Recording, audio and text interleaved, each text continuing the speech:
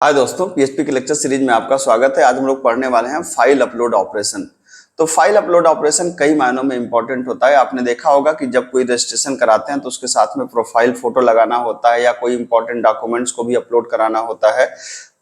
तो उन सारी जगहों पे ही फाइल अपलोड का इस्तेमाल किया जाता है। पीएचपी में सबसे आसानी से फाइल अपलोड होता है और फाइल अपलोड करने के लिए हमारे पास एक फंक्शन होता है मूव अपलोडेड फाइल।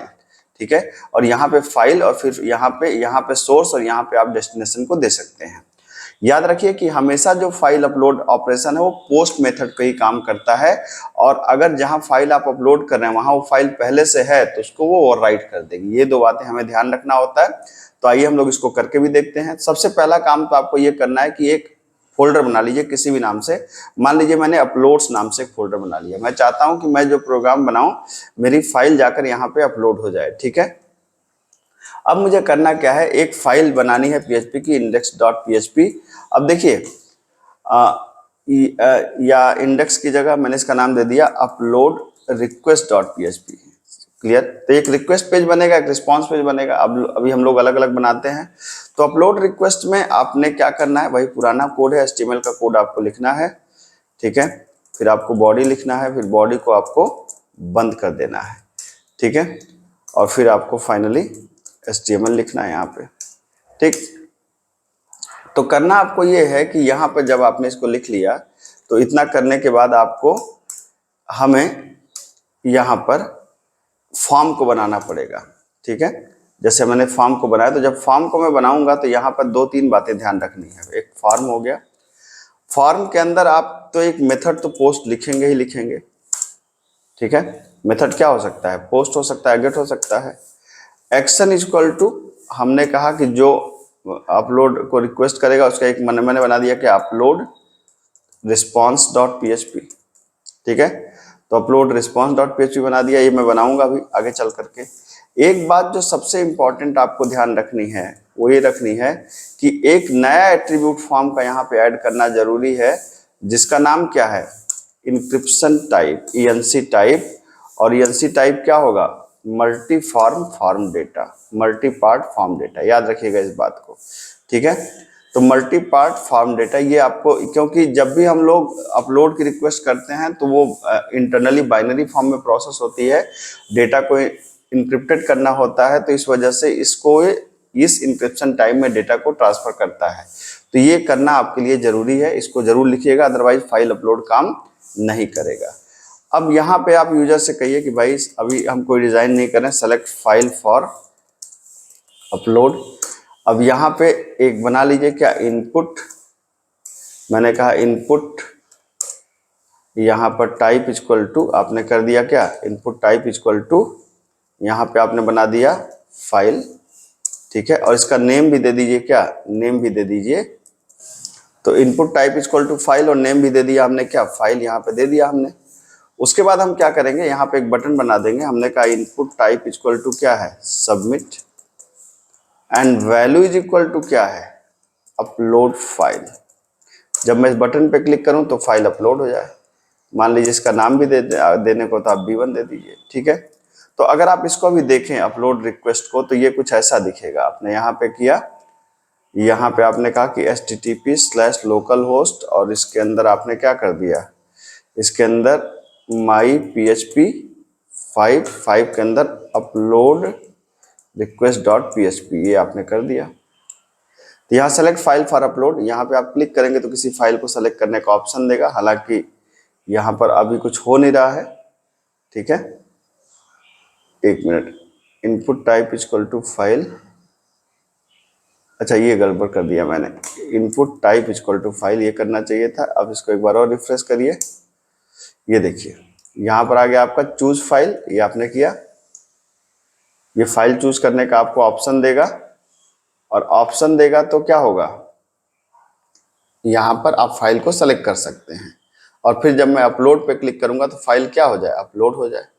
ठीक है, इसको एक बार चाहूँ तो मैं थोड़ा सा BR लगा देता हूं मैं, जिससे ये क्लियर हो जाए कि ये BR आपने ऐसे कर दिया। ठीक, इसको एक बार और रिफ्रेश कर लेते हैं।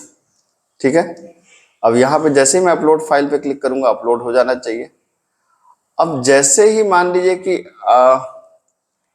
यहाँ पर इवन इस मैसेज की भी जरूरत नहीं है, कंफ्यूज कर रहा है, इसको हटा दीजिए आप, सिंपल ऐसे रखिए, ठीक है, क्योंकि ऑलरेडी उतना मैसेज काम भर का आता है। यहाँ पे ना चूज फाइल, जो फाइल को हम चूज करेंगे अपलोड कर दो भैया उसको, ठीक, एक BR और लगा देते हैं, ठीक।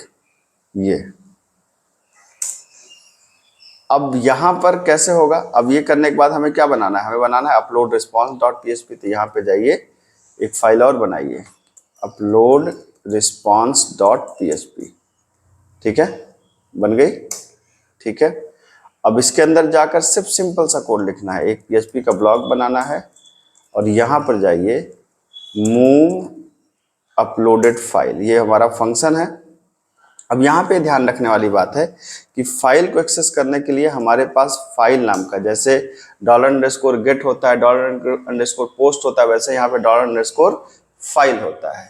तो फाइल में यहाँ पर आपको क्या देना होगा, यहाँ पे देना होता है फाइल का नाम। फाइल का नाम मतलब ये जो आपने इसका जो नाम रखा है, तो चूंकि इसका नाम भी आपने फाइल ही रखा है, तो इसका फाइल इनपुट का नाम, तो आपने नाम दिया फाइल। इसके साथ में यहाँ पर एक, जब अपलोड करते समय जो फाइल का रहता है वो एक टेम्पोररी नेम रहता है, तो आप TMP नेम करके एक कांस्टेंट होता है, ये पास करनी होती है, ठीक है। इतना करने के बाद ये फाइल आपने, ये सोर्स है हमारा, कहाँ अपलोड करनी है, अब डेस्टिनेशन पे, तो आपने कहा कि यार जहाँ पे अपलोड करनी है उस फोल्डर का नाम क्या है, उस फोल्डर का नाम है अपलोड्स। और अपलोड्स के अंदर क्या है, अपलोड्स के अंदर आपने कहा कि अपलोड्स के अंदर ये जो फाइल है डॉलर, फिर से फाइल को आप लगाइए, और किस नाम से, यहाँ पर फिर फाइल इनपुट का नाम, और उसके साथ में यहाँ पर आप क्या देंगे, यहाँ पे जो भी फाइल का नाम आपने है वो दे देना है, ठीक है, इस तरीके से, ठीक। और अगर सब कुछ ठीक रहा तो आप कह सकते हैं कि फाइल अपलोडेड ऑन, यहाँ पर आप चाहें तो ये वाला जो आपने लगाया है $_फाइल अपलोडेड ऑन $फाइल,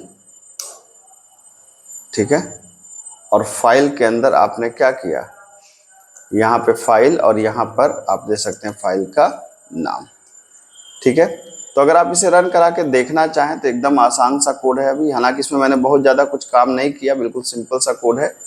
आप यहाँ पर एक बार इसको रिफ्रेश करें, चूज करें, कोई भी फाइल मैंने डेस्कटॉप से उठा लिया, जैसे मान लीजिए कि डेस्कटॉप से मैंने एक फाइल कोई भी उठा लिया, जैसे जहाँ इमेजेज हो, तो HTML फोल्डर के अंदर इमेजेज हैं, ये उठा लिया मैंने, ये ही उसी को उठा लिया, मैंने कहा upload, file uploaded on dks.png, ठीक है।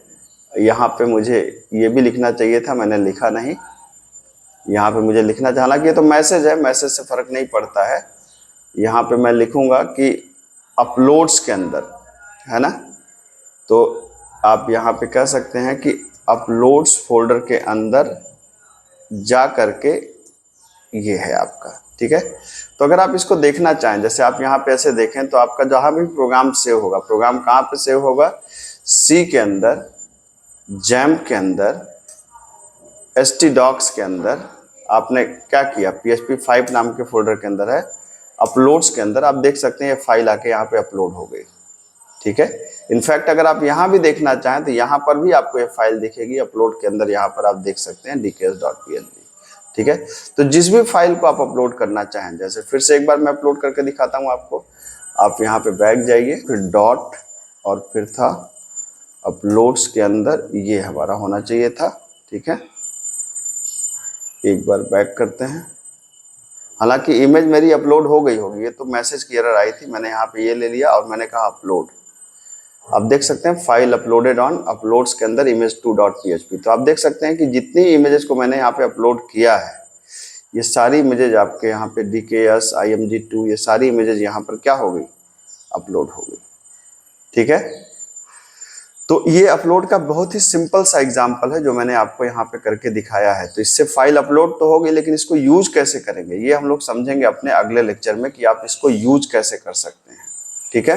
क्योंकि इसको यूज करने के लिए फिर हमको इसको स्टोर करना पड़ेगा डेटाबेस में, तब जाकर इसको यूज करने में आपको मजा आएगा।